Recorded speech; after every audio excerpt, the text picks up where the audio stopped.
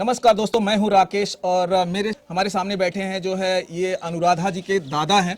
और मैं जिस समय हूं गांव है वो कंती रामपुर में हूं। और ये गांव जो है भदोही जिले में आता है। अगर थाना देखा जाए तो ये सुरियावा है और इनका जो ब्लॉक है वो अभोली है। नहीं, ज्ञानपुर। अच्छा, ब्लॉक आप लोगों का ज्ञानपुर है, तो अभोली नहीं है दोस्तों, इनका ज्ञानपुर ब्लॉक है। और इनकी जो है नातिन के साथ में जो है एक लड़के ने, दरिंदे लड़के ने उनको जो है गोली मार देता है, जिससे वो लड़की जो है तुरंत वहीं पर उनका जो है दम निकल जाता है। और उस बीच में जो है इनकी उस लड़की की जो माँ है सबसे पहले वही पहुंचती हैं, जैसा कि उन्होंने बताया था। और जब वो वहाँ पे जाती हैं तो उनको सिर्फ जो है मरा हुआ उनको मिलता है। तो क्या मामला था दादा, आप बताएंगे? मामला यही था सर कि या तो प्रेम प्रसंग रहा होगा, नहीं तो कुछ बात है कि वहाँ रंजिश भी कोई नहीं थी जी। रंजिश हमसे मुझसे कोई नहीं थी। कोई नहीं है भाई, वो लड़का लड़की को हमेशा छेड़ता था। अच्छा। एक महीने 3 महीने से हाँ। वो छेड़ता था। छेड़ने के बाद वो उससे अलग होना चाहती थी, जैसे कि गैर इरादतन इग्नोर करती थी। अब उसको वो भड़काता उससे हड़काता था, कहता था कि हम पूरे परिवार को मार डालेंगे, हमसे तुम बात करो, हमसे साथ रहो।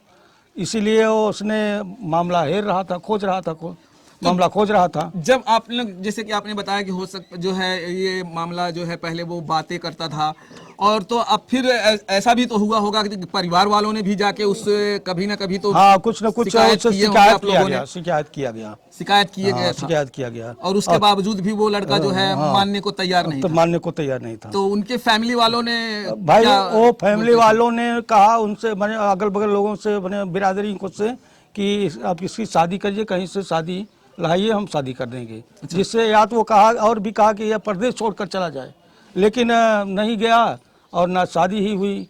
अब इसीलिए अपना ऐसा मामला कर डाला।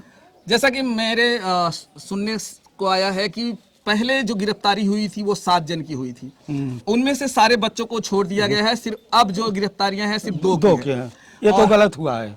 ये आपको लगता है कि ये गलत किया गया है? ऐसा नहीं होना चाहिए। ऐसा नहीं। अब भाई 2 लोग ही मिलकर 1-2 पकड़ेगा तो एक कैसे मारेगा? 2 पकड़े हैं, 3 कम से कम होना चाहिए, 4 होना चाहिए। उसमें गैंग केवल 1-2 की थी, केवल 2 की गैंग थी।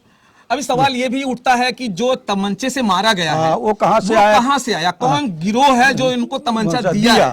वो भी जो है इस गुनाह में शामिल होते हैं। जो यहाँ तक पहुंचाया है तमंचा, वो भी इससे लुप्त है। तो प्रशासन से मेरी दरख्वास्त है कि ये भी जांच की जाए कि आखिर ये तमंचा आया कहाँ से, किसने दिया उसको, किसने उपलब्ध किया। ये बहुत बड़ा मैटर है, क्योंकि तमंचा जो है गैर कानूनी होता है, किसी के पास नहीं होना चाहिए। इसके लाइसेंस होते हैं, फिर बिना लाइसेंस के उसके पास लाया कैसे गया? कौन कौन इसमें इन्वॉल्व है?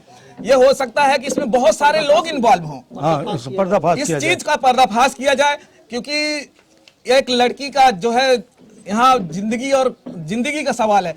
उसने जो है यहाँ पर जिस माँ की बेटी जो होती है ना, जिस माँ की बेटी ने दम तोड़ा है, उस माँ को पूछो जाके क्या हाल होगा उसका। और वो अगर मैं कक्षा 11 में पढ़ रही थी, उसकी उम्र भी कम थी, 15 साल 6 महीने मात्र उम्र थी। अच्छा, वो भी 15 साल 6 महीने, नाबालिग एज भी सोचिए दोस्तों।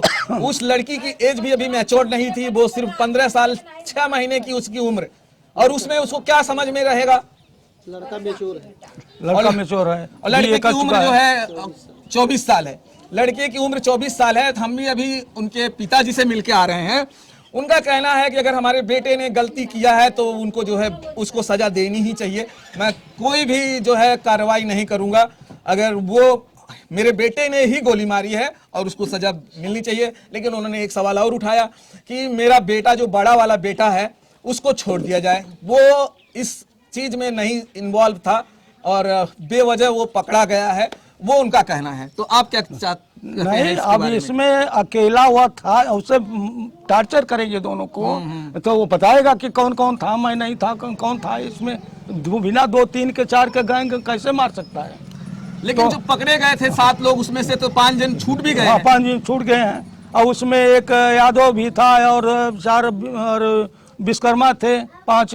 तो अब किनको छोड़ दिया गया? क्यों छोड़ दिया? क्यों, किस लिए? उससे पूछताछ नहीं की गई, वैसे ही छोड़ दी गई। और मैंने उसमें FIR में उनका नाम तक नहीं है। उनका नाम भी नहीं FIR से निकाल दिया गया। निकाल दिया गया। तो सिर्फ FIR में अभी 2 जन का नाम है। हाँ, 2 जन का नाम है। और आप लोग क्या चाहते हैं कि जो है FIR में उन सब का नाम और होना जो चाहिए? उसमें शातिर बदमाश हैं उन सब का नाम आना चाहिए। और उसके बाद अगर किए तो हैं तो उसको 500 एक्ट ने भी लगाया नहीं गया FIR में। ये भी नहीं लगाया ये गया। 500 एक्ट में नहीं लगाया गया। तो दोस्तों ये जो है इनका कहना है कि उसको एक्ट भी नहीं लगाया गया है और सीधा सीधा जो है पुलिस या तो का जो है उसमें आनाकानी कर रही है और जो है दफाएं जो है उसको नहीं लगाया जा रहा है। फैक्स एक्ट जो होता है वो नहीं लगाया जा रहा है एक्ट जो है। और ये चाहते हैं कि उस लड़के को जो है या जितने भी इसमें इन्वॉल्व हैं, गैंग में जितने इन्वॉल्व हैं वो सब पकड़े जाएं। अब अगर आपके पास भी तो ऑप्शन होता है कि यहाँ से अगर आपका FIR नहीं होता है तो आप ऊपर जाके भी तो FIR कर सकते हैं। तो क्या आप सोचते हैं? लेकिन FIR तो जैसे हम ये कर लिए, अब इसके बाद और लोग हैं उसमें गैंग में, उसका कोई FIR नहीं है, कोई बात नहीं है, उसमें नाम ही नहीं दर्ज किया गया। नहीं तो आप तो आपको तो पता ही है कि किस किस लड़कों को रखा गया है। अगर आपको लगता है तो उनमें से भी तो नाम आप ऊपर जो है रख सकते हैं। अब वो तो जैसे कहा जाता है कि अज्ञात कहा जाता है।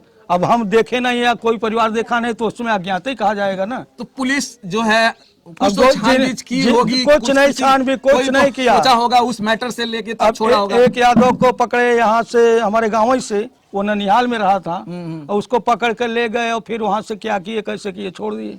तो उसी दिन छोड़े थे कि 2 दिन के बाद? 1-2 दिन के बाद छोड़े? 2 दिन के बाद छोड़े हैं। 1-2 दिन के बाद वहीं रखे, अपना छोड़े वहीं से। इनका कहना है, देखिए दोस्तों, अभी इनका कहना है कि अकेला कोई गोली मार नहीं सकता है, कई जन उसमें शामिल होंगे तभी जाके गोली मार सकता है। तो उन सारे लोगों को भी पकड़ना जरूरी है। अगर इसमें जितने जन षड्यंत्र में शामिल हैं वो सारे पकड़ने जाने चाहिए। अगर वो जो पकड़े नहीं जाएंगे तो भी क्या होगा, उनका जो मनबड़ ऐसे बढ़ा रहेगा और ये इसी तरह से आए दिन जो है किसी न किसी लड़कियों का या माताओं का, बहनों का हत्या होता रहेगा।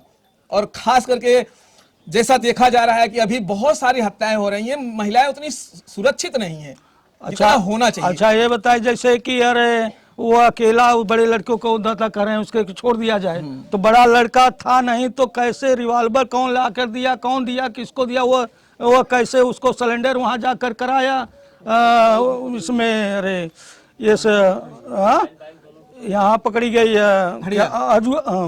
ऊंच को उसको सिलेंडर कराया गया तो वह भाग कर गया वहाँ तो बाला में, तो वहाँ हड़िया पुलिस उसको अरेस्ट किया।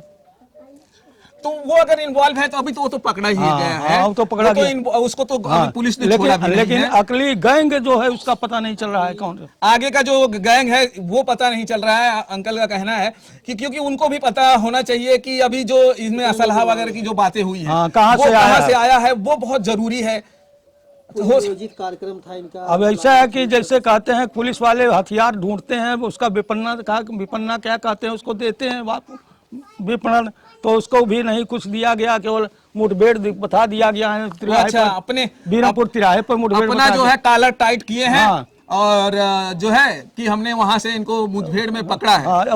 प्रमोशन लेना है अपने आप को, अपना जो है कॉलर उन्होंने टाइट कर दिया है कि जो है हमने मुठभेड़ में पकड़ा है, जबकि सच्चाई ये नहीं है। यहाँ कोई गोली नहीं चली, कोई बात नहीं हुई। तो यहाँ के लोगों को मानना है कि ये गलत है, ऐसा हुआ नहीं है। ये लोग खुद सिलेंडर किए हैं और जो है उसके बावजूद पुलिस जो है इस तरह से इसको एक ड्रामा क्रिएट करती है और इनको दिखाती है कि हम लोगों ने इनको यहाँ से पकड़ा है।